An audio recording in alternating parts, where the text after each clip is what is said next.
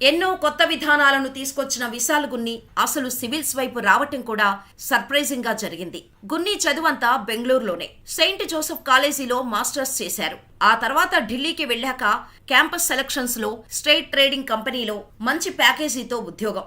కానీ సివిల్స్ పై ఆసక్తితో IPS అవ్వాలన్న dream తో ఇటువైపు వచ్చేశారు. మరి ఇప్పుడు సివిల్స్ కి ఎలా చదవాలి అంటే గంటలు గంటలు చదివితే సివిల్స్ క్రాక్ చేయలేరు. చదువుతున్న దానిపై పట్టు ఉండాలి అని చెబుతారు. ఏ కుటుంబం నుంచి వచ్చారన్నది ముఖ్యం కాదు, కృషి పట్టుదల ఉంటే సక్సెస్ మీ సొంతం అని టిప్స్ చెబుతారు. ఇప్పుడు సివిల్స్ కి ప్రిపేర్ అవుతున్న ఆస్పిరెంట్స్ కి సాధారణంగా ఏ అధికారికి సాధ్యం కాని పనులను చేసి చూపించాడు విశాల్ గున్ని.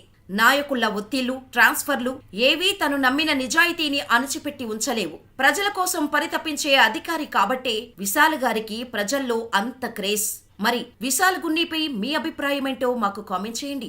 మా ఇన్ఫర్మేషన్ మీకు నచ్చితే వీడియోని లైక్ చేసి ఇలాంటి మరెన్నో interesting real life inspiring success stories కోసం మన ఛానల్ ని వెంటనే సబ్స్క్రైబ్ చేసుకుని పక్కనే ఉన్న బెల్ ఐకాన్ కొట్టేసి నోటిఫికేషన్ ఆన్ లో పెట్టుకోండి.